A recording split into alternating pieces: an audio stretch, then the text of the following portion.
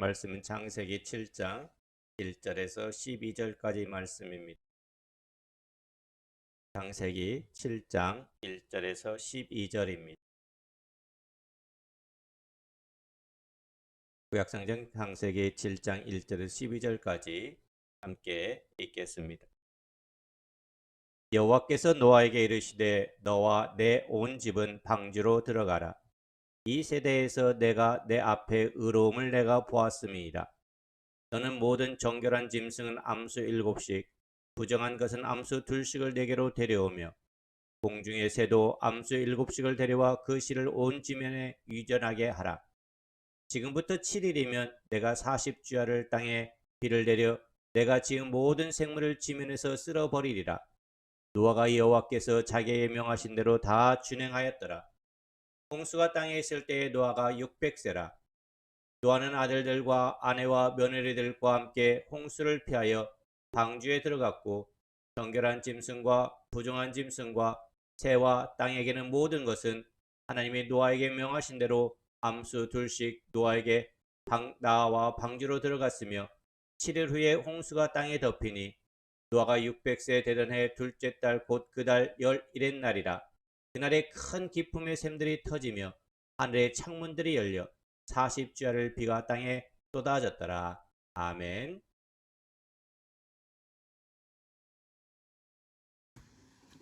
노아는 방주를 지으라는 말씀을 듣고 120년 동안 신실하게 믿음으로 방주를 지었습니다. 다른 사람들에게 칭찬과 이해를 받을 수 있는 일을 하기는 참 쉽습니다. 누가 들어도 상식적이고 이성적이고 합리적인 일은 어렵지 않습니다. 누구나 그런 일은 쉽게 할 수가 있습니다. 근데 보세요. 이 방주는 그 당시 보면은 상식적이지도 않았습니다. 합리적이지도 않았습니다. 이성적이지도 않았습니다. 방주는 어떻게 보면 오늘날 배와 같지 않습니다. 이상한 모양의 방주를 그것도 1, 2도 아니고 120년 동안 짓고 있는 노아를 어느 누구도 이해해 주지 않았습니다. 많은 사람들은 노아를 가리켜서 노아가 하는 행동을 농담으로 생각하는 사람들이 너무나도 많이 있습니다. 믿음은 어떻게 보면 합리적이 아닐 수도 있습니다. 눈에 보이지 않고 귀에 들리지 않고 손에 잡히지 않고 상식으로 이해되지 않아도 하나님의 명령이기 때문에 행하는 것이 바로 믿음인 것입니다. 우리가 자주 듣는 말 중에 가장 이해되지 않는 말은 예수 믿으면 구원받는다는 것입니다. 이 말은 성령의 도움 없이는 이해되지 않는 말입니다. 2000년 전에 죽은 어느 한 청년의 이름을 믿으면 구원받는다는 말은 어떻게 보면 우리가 생각할 때 상식적이지 않습니다. 그러나 분명히 그를 믿는 자는 구원을 얻는다라고 말해주고 있습니다. 하나님을 본 사람은 없지만 하나님을 믿는 것이 바로 참된 믿음인 것입니다. 7장 1절을 보시기를 바랍니다. 여호와께서 노아에게 이르시되 너와 내 온 집은 방주로 들어가라. 이 세대에서 내가 내 앞에 의로움을 내가 보았습니다. 그러니까 방주를 다 지은 노아에게 하나님은 뭐라고 합니까? 너와 내 온 집은 방주로 들어가라 라고 말씀하십니다. 방주 안으로 들어가라는 것은 뭡니까? 그것이 바로 복이죠. 날이 좋고 심판이 없을 때는 방주에 들어갈 필요가 전혀 없습니다. 그러나 인류의 심판이 임할 때는 반드시 방주에 들어가야만 되는 것입니다.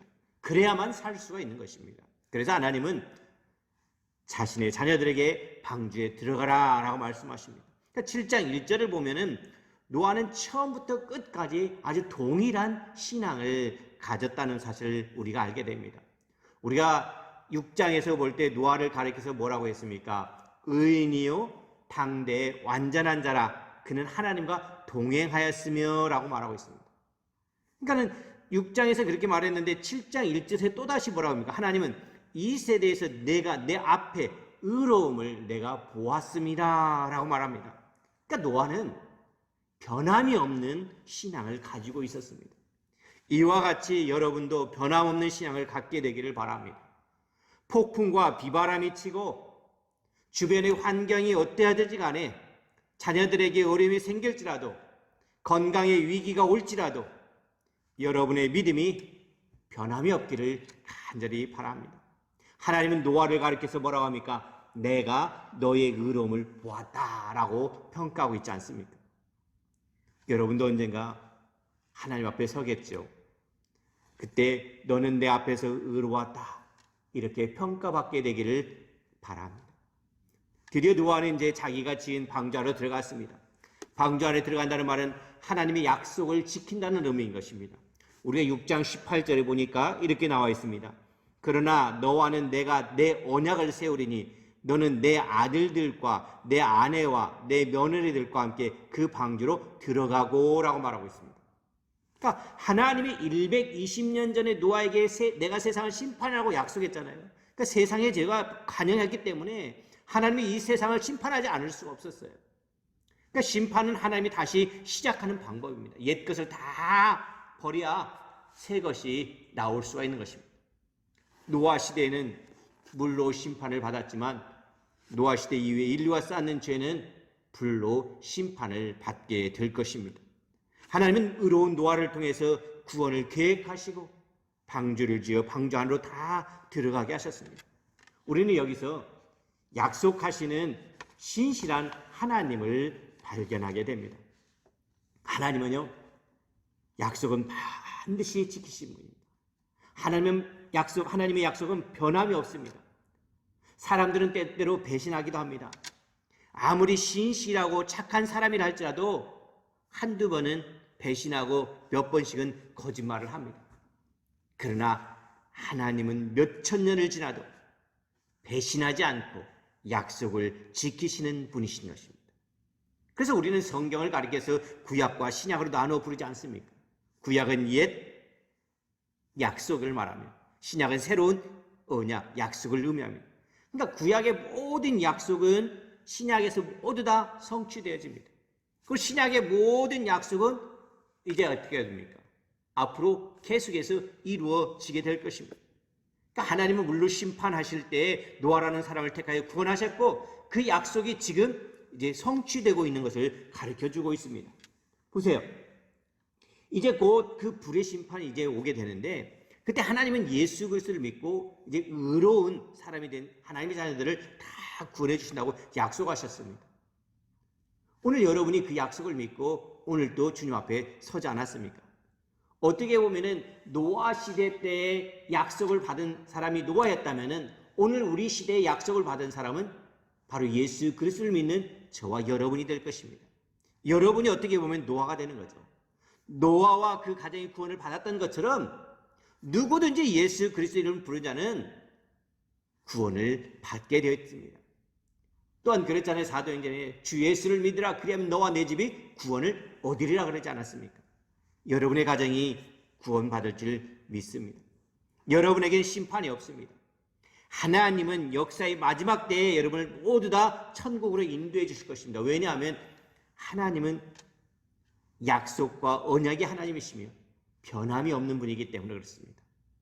민수기 23장 19절에 보면은 하나님은 사람이 아니라고 했습니다. 사람이 아니시니 거짓말하지 아니하고 인생이 아니시니 후회가 없으시도다라고 말했습니다. 어찌 그 말씀하신 말을 행하지 아니하시며 하신 말씀을 실행하지 않으시랴라고 말하고 있습니다. 그러니까 하나님의 약속은 반드시 이루어짐을 믿으시기를 바랍니다. 우리가 하나님을 본 적도 없습니다. 만난 적도 없습니다. 그러나 우리는 믿음으로 알 수가 있습니다. 성경의 모든 약속은 여러분에게 다 이루어질 줄 믿습니다. 자, 2절 3절을 보십시오. 같이 한번 읽어봅니다. 너는 모든 정결한 짐승은 암수 7씩, 부정한 것은 암수 2씩을 내게로 데려오며 공중의 새도 암수 7씩을 데려와 그 씨를 온 짐에 유전하게 하라. 그 다음에 한번 보세요. 6장 19절 한번 비교해 보세요. 6장 19절에 뭐라고 했습니까? 6장 19절에는 혈육에 있는 모든 생물을 너는 각기 암수 한 쌍씩 방주로 이끌어들여 너와 함께 생명을 보존하게 하되. 그러니까 하나님은 동물들의 모든 적을 보존케 하기 위해서 암수 한 마리씩 남겨두었어요. 그런데 오늘 7장 1절에 보니까 정결한 짐승은 몇 마리씩 들어가라고 했습니까? 7마리씩 들어가라 라고 말하고 있습니다. 그러니까 7마리씩 들어가라. 그러니까 여기에도 참 놀라운 하나님의 비밀이 있죠. 그러니까 방주는 어떻게 보면 광야와 같은 곳입니다. 방주는 우리가 지금 살고 있는 그리스도인의 현 주소입니다. 그러니까 방주 안은 사람이 살만한 곳이 아닙니다. 그렇잖아요. 우리가 방주에 들어가 있지만 방주에 들어가야만 살 수 있지만 방주에는 정말로 살만한 곳이 못 된죠. 그러니까 그 방주에 들어간 자만이 그런데 은혜를 받고 복을 받으며 구원을 받습니다. 그게 좀 모순된 것 같죠? 그러니까 정결한 짐승은 암수 7마리씩 다 데리고 들어오라고 했잖아요. 그러니까 정결한 짐승은 번식을 더 많이 시키려고 하는 것일까요? 짝을 지어 데리고 들어간 이유는 종족 보존을 위한 것이었지만 정결한 짐승 7은요 결국 뭘 나타낼까요? 하나님께 대한 예배, 제사를 말해주고 있는 것입니다. 정결한 짐승이란 제사 드리기에 합당한 짐승을 의미합니다. 그러니까 제사는 방주 안에 있어도 계속해서 일어난다는 것입니다. 제사는 결국 예배잖아요. 예배는 하나님과 관계를 계속 갖는다는 것을 말합니다. 하나님의 임재 가운데 들어가는 것을 의미하며 그분의 영광과 감사와 찬양을 올려드림으로 말미암아 그의 영광 가운데 동참하는 것이 바로 예배인 것입니다. 이 예배는 바로 이 제사를 통해서 이루어졌습니다. 마찬가지로 오늘 우리들이 드리는 이 예배는 하나님의 어린 양 예수 그리스도의 보혈을 의지하여서 우리 몸을 정결하게 하고 하나님이 기뻐하시는 거룩하신 산제수로 드리는 것을 말하시고 있는 것입니다. 그러니까 하나님은 가인의 예배를 받지 않았잖아요. 왜냐하면 피의 제사가 아니었기 때문이었습니다. 죄인에게 필요한 제사는 피의 제사였어요. 그래서 아벨이 동물의 피로 드리는 예배를 기쁘게 받으셨습니다. 참 제사는 아벨은 비록 에덴 동산을 쫓겨난 죄인을 할지라도 계속해서 예배를 드림으로 말미암아 하나님과 관계를 계속해서 위지하고 관계를 맺고 있었다는 거죠. 근데 가인은 어떻습니까? 가인은 하나님께 참된 예배를 드리지 않았어요. 우리도 죄인으로 세상에 살고 있지만 세상 사람과 다른 것은 여호와의 이름을 부르며 여호와께 예배를 드림으로 말미암아 계속해서 하나님과의 관계를 유지할 수 있기 때문에 그렇습니다. 여기에 하나님의 복과 영광이 담겨져 있는 것입니다. 제사를 드리는 곳은 감옥도 영광의 자리로 변할 줄 믿습니다. 예배가 있는 곳에는 하나님의 임재와 거룩과 영광과 능력이 나타나기 때문에 그렇습니다. 그래서 제사할 수 있는 정결한 짐승을 하나님이 원하셨던 것입니다. 우리가 살고 있는 이 세상은 어떻습니까? 정말 그렇게 아름답고 행복한 것이 아닌 것을 여러분도 눈치챘을 것입니다. 여러분이 살아오는 인생 동안에 이 땅의 삶이 정말로 아름다운 것도 있지만은 그렇지 못한 것들이 더 많습니다. 우리가 들리는 소식도 좋지 않은 소식들만 계속해서 들립니다. 더군다나 기독교인들이 그 신뢰도가 작년 2020년에 2019년에 비해서 거의 10% 정도가 더 떨어졌습니다. 기독교에 대한 신뢰감이 그만큼 상실했습니다. 그러니까 좋을 것 같아 보여도 좋지 않은 모습들이 계속 일어나고 있습니다. 인생의 주인은 자기 자신이기 때문에 마음대로 살 수 있을 것 같지만 실제로 그렇지 않습니다. 우리는 병에 걸릴 수도 있고 우리가 하는 사업은 망할 수도 있습니다. 이런 현실 속에서 예수 그리스도를 믿고 하나님과 교제를 하면서 예배드리는 자는 아무리 세상이 험해도 천국처럼 승리할 수가 있는 것입니다. 그러니까 형통이라고 하는 말은 무슨 말입니까? 형통이라는 것은 바로 내가 어렵고 힘든 상황에 있어야 할지라도 하나님이 나와 함께 하신다는 그 사실을 믿기 때문에 우리의 마음이 형통할 수가 있는 겁니다. 세상에 우리는 갇혀져 있을지 모릅니다. 하나님 앞에 정말 답답할 수도 있습니다. 방주에 들어가는 짐승들과 어울려 살아가야 될지도 모릅니다. 그러나 그런 속에서도 하나님의 은혜를 입은 노아의 가족은 구원받았습니다. 어디가 어디에 있든지 간에 어디를 가든지 하나님 함께 하신 것, 이것이 나의 간증이요 이것이 나의 찬송이라고 이 험한 세상 한복판에서 소리 높여 외칠 수 있는 저와 여러분이 될 수 있기를 바랍니다. 방주는 광야와 같습니다. 광야에 하나님의 영광이 있었듯이 방주 안에는 노아가 드리는 예배로 인해서 하나님의 영광과 기적이 그 안에 있었습니다. 오늘 우리가 드리는 예배를 통해서 우리의 영혼이 소생하고 육체가 새로워지고 여러분의 삶에 풍성한 복이 흘러 넘치기를 바랍니다. 그 열쇠는 바로 예배에 있는 것입니다. 4절 5절을 보시기를 바랍니다. 4절 5절을 같이 읽습니다. 지금부터 7일이면 내가 40주야로 땅에 비를 내려 내가 지은 모든 생물을 지면에서 쓸어버리리라. 노아가 여호와께 자기에게 명하신 대로 다 준행하였더라. 그러니까 노아에게는 기적의 7일이 있었습니다. 예수 믿는 여러분에게도 놀라운 기적의 7일이 있습니다. 그러니까 하나님의 영광과 기적을 예배하는 7일입니다. 이 7일 동안 하나님께서는 약속한 혈육이 있는 모든 동물들을 노아의 방주를 다 이끌어 오셨습니다. 하나님이 약속하신 내용이 모두 성취됐다는 거예요. 한번 생각해 보세요.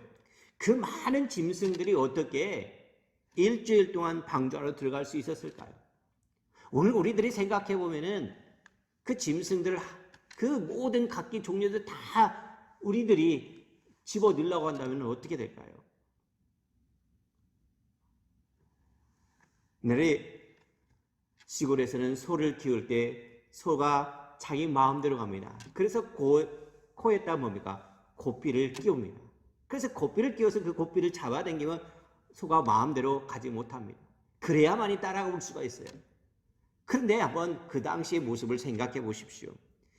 그 많은 동물을 모두 방주 안에 넣는다는 것은 어떻게 보면 불가능한 일이었습니다. 이것을 자연법칙이나 상식과 이성으로 생각하기 때문에 의심할 수밖에 없잖아요. 어떻게 그런 일이 가능할까? 그런데 상식과 이성으로는 심판이 온다는 말을 믿을 수 없고 일주일 안에 모든 동물들이 방주 안으로 들어오게 한다는 것을 상상할 수가 없습니다. 그러나 이것이 영적인 법칙과 믿음의 법칙과 하나님의 관점에서 바라보면 아주 쉬운 일입니다. 개미떼를 한번 보시길 바랍니다. 개미떼를 보면 먹이를 물고 가는 모습을 볼 수 있습니다. 누가 시키지도 않았는데 줄을 잘 맞춰서 지나갑니다. 하늘에 날아가는 기러기 떼도 꿀을 따는 벌도 정확히 자신의 집으로 돌아갑니다. 하나님께서는요 모든 짐승들에게 은혜를 베풀어 주셨죠. 그래서 그 동물들은 한순간에 짝을 지어 쌍쌍의 모습으로 나타나 줄을 지어 방주 안으로 들어오게 되는 거죠. 야 와라 몰아 넣는 것이 아니라 저절로 그들이 방주 안으로 들어오게 됩니다. 만일 노아가 동물을 잡아 방주 안에 넣겠다고 시작했다면 그것은 전혀 일어날 수가 없는 일이죠. 전혀 불가능한 일이었을 것입니다. 이와 같이 우리가 할 수 있는 것은 아무것도 없어요. 오직 하나님이 하시기 때문에 쉽게 해결될 수가 있어요. 우리가 할 수 있는 것 정말 불가능하잖아요. 하나님이 할 수 있는 것이 있다는 거잖아요. 그 많은 동물들이 때가 되자 방주 안으로 모여들기 시작했습니다. 결국 노아가 한 일은 뭡니까? 방주의 문을 딱 열어놓고 기다리는 것뿐이었습니다. 어떻게 할 수도 없었어요. 그러니까 내가 하고자 하면 모든 일이 그저 힘이 들고 어려울 뿐입니다. 그러나 하나님이 하시면 기쁘고 쉽고 간단하게 해결되는 것입니다. 동물들은 제각기 방주 안에 들어왔고 그 방주 안에 들어와서 또 무게의 균형을 맞춰서 1층과 2층과 3층 나누어 자리 잡았습니다. 기온이 낮고 햇빛도 없고 산소가 부족하면 동물들은 잠을 자게 되어 있습니다. 방주 안의 동물들은 1년 동안 동면을 했을 것입니다. 그러니까 하나님은 그렇게 방주 안의 동물들을 다스렸어요. 그러니까 하나님이 하시면 아주 쉽습니다. 오늘 우리들의 생애에 하나님이 간섭하게 되기를 간절히 바랍니다. 8장 1절에 보니까요. 하나님이 노아와 그와 함께 방주에 있는 모든 들짐승 가축을 뭐라고 했습니까? 기억하사 그랬어요. 기억하사. 이 기억한다는 말은 무슨 말입니까? 기억한다는 것은 하나님이 간섭했다는 뜻입니다. 하나님께서 방주 안의 동물들을 간섭했다는 말입니다. 우리들이 자녀를 키우기 참 힘듭니다. 사춘기를 겪는 아이들, 결혼한 자녀들 문제가 있잖아요. 부모 마음대로 안 되잖아요. 그러나 하나님이 돌봐주시면 스스로 알아서 성장합니다. 이것이 세상에서 복받고 살 수 있는 비밀인 것입니다. 방주는 은혜의 장소입니다. 하나님이 간섭하시기 때문에 방주 안이 복받는 장소가 되는 것입니다. 방주 안으로 들어가시기를 바랍니다. 이 마지막 시대의 노아의 방주와 같은 곳이 우리가 예배하는 바로 그 자리인 것입니다. 하나님을 떠나지 마시기를 바랍니다. 그 예배의 자리를 떠나지 마시기를 바랍니다. 그 방주 안이 답답하게 느껴지지만 그 안에는 하나님의 은혜가 넘쳐나는 곳입니다. 사실 방주 안은 그렇게 행복한 장소는 아닙니다. 창도 없이 동물과 같이 살아야 하는 곳입니다. 어떻게 보면 재미도 없고 행복하지도 않습니다. 그러나 염려하지 마시기를 바랍니다. 이 방주 안에 있는 기간은 고작 1년밖에 안 되는 것입니다. 우리가 이 세상에 사는 일은 영원하지 않습니다. 광야와 같은 삶은 40년이면 충분합니다. 이 세상은 잠깐 지나가는 곳입니다. 방주는 지난주에 얘기했듯이 놋도 없고 돛도 없습니다. 동력이 없습니다. 방주는 의지대로 갈 수 없습니다. 그저 바람 부는 대로, 물결 치는 대로 갈 수밖에 없습니다. 이므로 빠르게 혹은 늦게 가게 할 수가 없습니다. 조절할 수가 없습니다. 또한 방주는 뭐합니까? 방향을 결정할 수 있는 키가 없다고 하지 않았습니까? 그러니까 내가 가고 싶은 방향으로 갈 수가 없습니다. 방주 안에서 살 수 있는 유일한 방법은 무엇뿐이 없습니까? 오직 하나님만 믿는 것뿐이었습니다. 만일 방주 안에서 하나님을 의지하지 않고 신뢰하지 않는다면 한순간도 생존하지 할 수 없습니다. 할 수 없어요. 우리가 지금 이 세상에서 살아가는 것, 우리가 할 수 있는 일이 무엇이 있겠습니까? 오직 하나님을 믿는 믿음뿐임을 고백하시기를 바랍니다. 하나님을 의지하고 신뢰하지 않는다면 우리가 이 땅에서 어떻게 살 수가 있겠습니까? 주 없이는 살 수 없다고 고백하지 않았습니까? 여러분이 자신의 인생을 살아가는 것 같지만 인생을 살아본 사람들의 결론은 뭡니까? 내 인생을 산 적이 없이 끌려다녔다라는 고백을 합니다. 인생 여정 동안 회사에 의해서 어떤 사람에 의해서 평생 노예처럼 끌려다니는 것 외에는 아무것도 없다는 것입니다. 인생을 마칠 때 우리가 하는 말은 뭡니까? 허무하다라고 말합니다. 자신의 인생을 운전한 것 같지만 계획대로 된 것이 하나도 없습니다.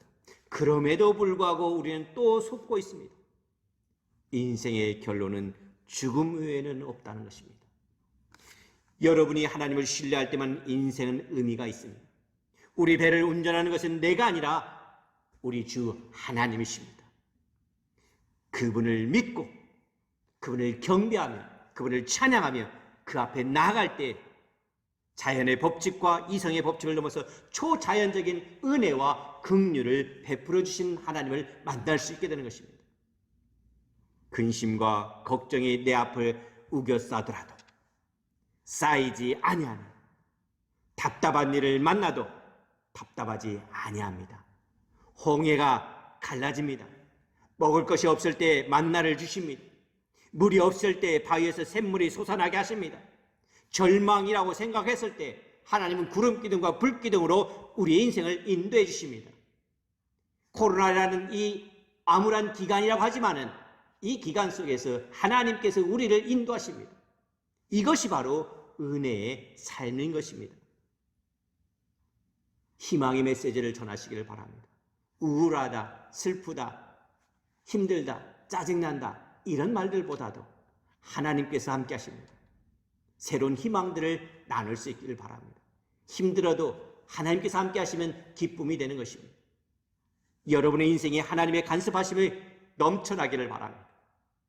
직장 문제도, 자녀 문제도, 이웃 간의 문제도 하나님의 간섭해 주기를 간절히 바랍니다.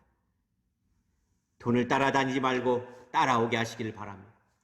이것이 방주 안에서 사는 그리스도인의 삶인 것입니다. 세상적인 가치 기준과 전혀 다른 새로운 기준, 영적인 법칙과 놀라운 믿음의 세계가 여기에 담겨져 있습니다. 자, 6절부터 9절까지 보시기를 바랍니다.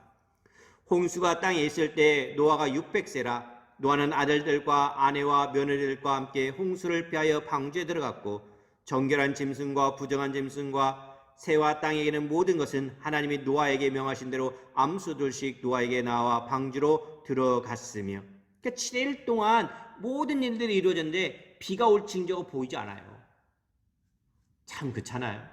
요셉이 감옥에 억울하게 들어갔을 때에도 요셉에게 야, 너 감옥에서 조금만 참아 견뎌. 그러면 내가 너 애굽의 총리가 되게 해줄게. 이런 약속이 되어 있었다면은 미리 알려주셨다면 얼마나 좋았을까요? 그런데 하나님은 끝까지 믿음을 보십니다. 엘리야가 갈멜산에서 기도할 때 사환에게 지중해 저편에서 구름이 있는지 몇 번이고 확인하라고 했습니다. 몇 번이고. 나만 장군이 물속에 들어갈 때도 몇 번이고 확인했습니다. 이것이 어떻게 보면 신앙의 현실인 것입니다.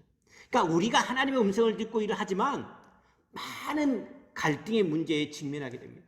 그러니까 여러분이 주님을 섬기면서 갈등과 의심이 나는 것은 어떻게 보면 정상적입니다. 엘리야가 포기하지 않고 일곱 번 기도했을 때 지중해 저편에서 손바닥만한 구름이 보인다는 것을 보고 들었습니다. 그러니까 그 구름은 뭐 어떻게 됐습니까? 폭풍과 비바람을 몰고 오는 하나님의 신호탄이었습니다. 여러분이 지금 갈등과 고민 속에서 이것이 하나님의 일인가? 라고 생각하는 그것이 하나님의 일인 것입니다. 하나님 우리에게 이성에 순종하는지 하나님 말씀에 순종하는지 눈에 보이는 것을 보고 말하는 사람인지 보이지 않는 것을 보고 말하는지 확인해 보십니다. 자, 10절 보세요. 10절에 보니까 뭐라고 했습니까? 7일 후에 홍수가 땅에 덮이니. 그러니까 7일 후에 또 홍수가 땅에 덮이니 그라고 말하고 있습니다. 비 한 방울도 오지 않더니 정확히 7일 후에 홍수가 나기 시작했습니다. 그러니까 하나님은 아주 신실하게 약속을 지키시는 분이십니다. 여러분이 믿음으로 사는 동안 의심도 있고 갈등도 있고 사람들로부터 비난의 소리가 있을지라도 여러분이 선택한 것을 의심하지 말고 뒤돌아보지 마시기를 바랍니다. 그것이 믿음의 길인 것입니다. 여러분이 선택하신 일이 진정으로 하나님의 복을 주시고 기뻐하는 길인지 확신이 있다면 고난이 따르는 것을 두려워하지 마시기를 바랍니다. 하나님의 뜻이라면 사람의 박수 소리가 없을지라도 그 길을 계속해서 걸어가시기를 바랍니다. 교회에서 문제가 되는 것이 뭐겠습니까? 어떤 봉사를 할 때도 그렇잖아요. 나는 실컷 봉사하는데 저 사람은 봉사도 하지 않고 받을 건 다 받는 것처럼 보입니다. 비교가 되면은 그때부터 갈등이 생깁니다. 다른 사람을 보지 마시고 오직 하나님을 바라보시기를 바랍니다. 다른 사람들이 나를 향해서 박수를 쳐주지 않는다 할지라도 하나님께서 인정해 주시는 그 삶을 걸어가는 여러분이 되시기를 바랍니다. 여러분이 선택했잖아요. 자, 11, 12절을 보십시오. 노아가 600세 되던 때에 해 둘째 달 곧 그 달 11의 날이라 그날에 큰 기쁨의 샘들이 터지며 하늘의 창문들이 열려 40절을 비가 땅에 쏟아졌더라. 그러니까 하늘이 창을 열고 물을 쏟아부었고 바다와 땅의 경계가 흐트러졌다는 거잖아요. 40주야 동안 비가 내렸습니다. 방주를 짓는데 몇 년 걸렸습니까? 120년 걸렸습니다. 120년 동안 이 사실을 믿었던 사람은 아무도 없었습니다. 홍수는 인간의 이성과 자연 법칙으로 이해될 수 없는 것이었습니다. 그러나 이 일은 어떻습니까? 실제로 일어난 사실이었다는 것이잖아요. 이성의 속삭임이나 세상 사람들의 이론에 속지 마시기를 바랍니다. 여러분이 관심을 가져야 할 것은 변함없는 하나님의 말씀인 것입니다. 1.1획도 틀림이 없는 하나님의 말씀인 것입니다. 역사는 곧 심판을 받게 될 것입니다. 그동안 우리가 해야 할 일은 무엇이겠습니까? 하나님께서 우리에게 맡기신 일이 무엇이겠습니까? 아마 노아 시대 때 노아에게 맡긴 일이 무엇이겠습니까? 방주를 만들고 사람들에게 계속해서 외쳤을 겁니다. 너희들이 나를 비웃지만 반드시 홍수가 임할 것이다. 홍수가 임할 것이다. 전했을 것입니다. 오늘 우리들이 해야 될 일이 뭐겠습니까? 바로 주님을 전하는 것입니다. 그동안 우리가 해야 할 일은 바로 하나님 앞에 하나님의 말씀을 전하고 예수 그리스도를 증거하는 것입니다. 이 세상을 구원해야 된다는 거잖아요. 하나님의 나라를 이 땅에 이루어야 된다는 거잖아요. 가난한 자를 돕고 불의한 세계를 고쳐야 한다는 거잖아요. 하나님은 우리에게 한 영혼이라도 구원받고 하나님 나라에 가기를 원하고 계십니다. 깨어있어 게으르지 말고 방관하지 말라고 말씀하고 있습니다. 하나님은 노아와 같이 여러분을 통해 방주를 예비하시고 구원을 이루고자 하십니다. 그래서 우리는 어렵고 힘들더라도 세상을 구원하는 전도와 선교를 계속해서 이어나가야 될 것입니다. 특별히 이제 내일부터 설 연휴가 시작됩니다. 설 연휴가 시작돼도 가족들이 함께 만날 수 있는 5명 이상이 만날 수 없기 때문에 서로 가족들이 만나지 못합니다. 대부분 우리 한국인들은 이 명절 기간이 싸움이든지 화목이든지 두 갈래로 나눠지고 있습니다. 그러나 그리스도인으로서 여러분들이 믿지 않는 자들에게 정말 본이 되는, 그래서 그 삶이 그들에게 영향력을 끼쳐서 저들이 하나님을 믿지 않고는 견딜 수 없는 심령이 될 수 있게 해달라고 기도하며 이 명절을 보낼 수 있기를 바랍니다.